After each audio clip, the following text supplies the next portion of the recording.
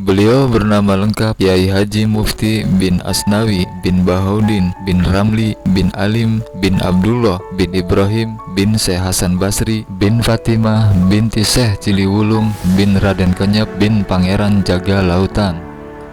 Nasabnya bersambung kepada Rasulullah Muhammad SAW melalui Sayyidina Husain radhiyallahu an. Beliau adalah keturunan ke-10 dari Syekh Ciliwulung. Ialah seorang penyebar agama Islam di daerah Banten Utara yang makomnya terdapat di Kampung Cakung Kegunung.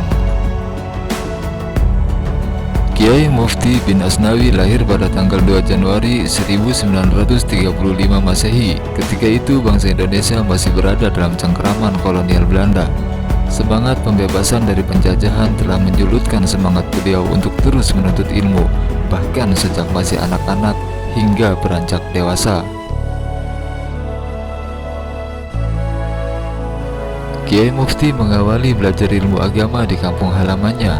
Selain kepada ayahnya, yaitu Ki Asnawi, beliau juga menuntut ilmu kepada Ki Pingil, Ki Ibrahim, dan Ki Astari atau Syekh Astari Cakung.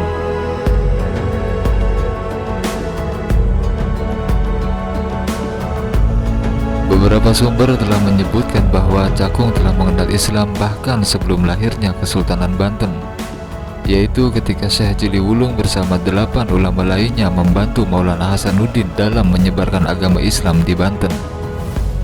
Mereka adalah 9 orang yang bernama depan Cili, yaitu Syekh Ciliwulung, Syekh Cilikoret, Syekh Cilimede, Syekh Cilijohar, Syekh Ciligilebeg, Syekh Cilibadrin, Syekh Cilibred, Syekh Cilibayun, dan Syekh Ciliwangsa.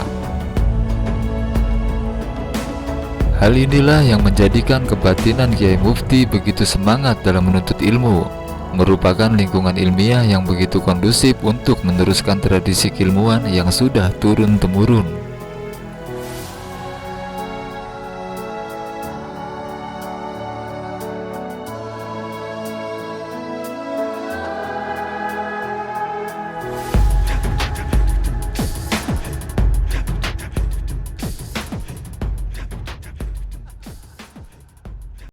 Ketika Kiai Mufti beranjak remaja, ayahnya mengirim beliau ke pesantren Singarajan yang berlokasi di daerah Pontang, Kabupaten Serang. Pesantren ini diasuh langsung oleh Kiai Marsad, yaitu seorang ulama karismatik yang dikenal faqih dan ahli dalam bidang keilmuan agama. Di pesantren ini Kiai Mufti mengalami berbagai macam kejadian aneh. Di antaranya dikisahkan bahwa Syekh Ciliwulung selalu datang menemui beliau dalam keadaan sadar. Tujuannya yaitu untuk mengajarkan kitab Matan Takrib secara musafahah. Semangat yang tinggi dalam menuntut ilmu menjadikan Kiai Mufti menghabiskan seluruh waktunya untuk mengaji.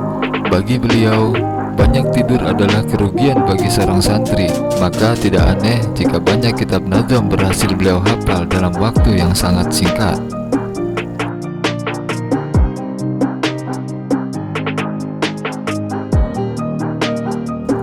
Para santri senior yang pada mulanya mengajarkan Kiai Mufti tentang dasar ilmu, nahwu dan shorof, kemudian berbalik menjadi orang-orang yang belajar di hadapan Kiai Mufti. Beberapa tahun kemudian Kiai Marsad mengatakan di hadapan para santrinya, bukan hanya bayong, wader-wader telah habis oleh Mufti. Maksud dari perkataan gurunya ialah begitu cepat Kiai Mufti memahami berbagai ilmu yang telah diajarkan, singkatnya.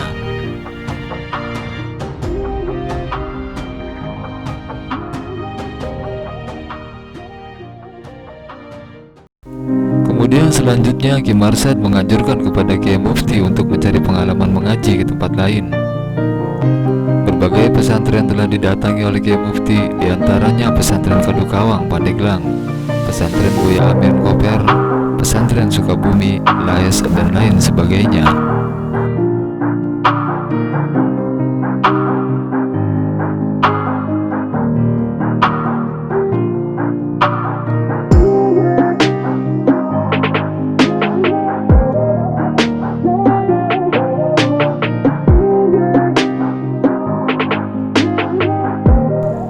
Ketika beliau mondok di daerah Jawa, beliau disebut sebagai macannya Banten.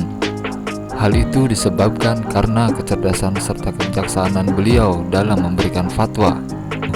Beliau juga dikenal sebagai orang yang sederhana, lemah lembut, dan memiliki sifat penyayang yang begitu besar.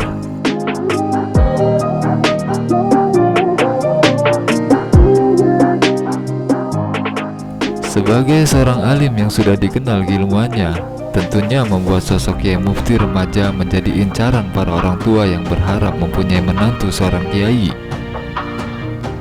Di Singarajan sendiri sudah terdengar kabar bahwa Kiai Mufti akan dijadikan menantu oleh orang Singarajan. Hal ini terdengar oleh Syekh Astari Cakung. Akhirnya Syekh Astari mengutus seseorang untuk menemui ayah beliau. Syekh Astari berpesan agar Kiai Mufti dinikahkan dengan gadis Cakung Serewu. Kalau Mufti menikah dengan gadis Serewu, maka Serewu akan menjadi gedong ilmu. Demikian kira-kira ucapan Syekh Astari, seorang ulama yang telah masyhur dengan derajat kewaliannya itu.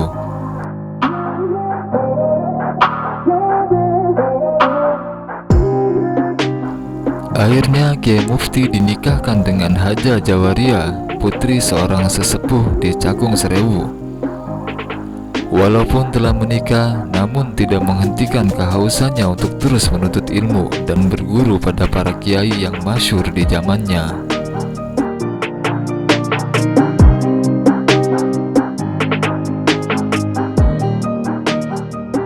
Beberapa tahun kemudian, atas anjuran Ki Marsad dan Syekh Astari, akhirnya Kiai Mufti mendirikan pesantren di Cakung Serewu, tepatnya pada tahun 1962 Masehi, dengan usia yang masih sangat muda, yaitu 27 tahun kala itu.